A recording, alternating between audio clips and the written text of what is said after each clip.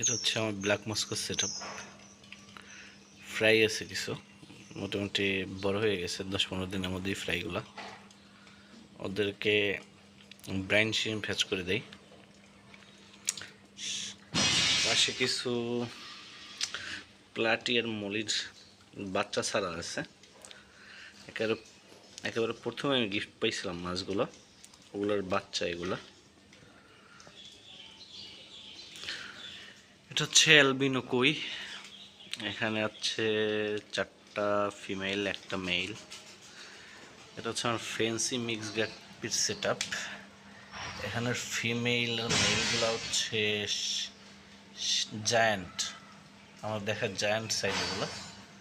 এগুলো হচ্ছে বড় হইতেছে। আমি আনছিলাম হচ্ছে মাসখানেক আগে, তখন ছিল আরও অনেক ছোট, ওটা এখন অনেকটা বড় হয়ে গেছে,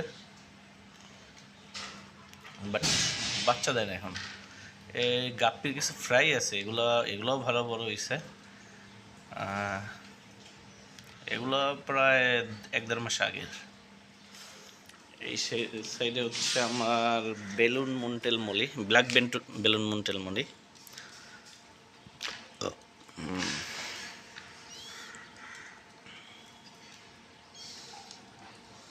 এখানে হচ্ছে রেড হেড সানটা ফ্রাই, এখানে সব ফ্রাই।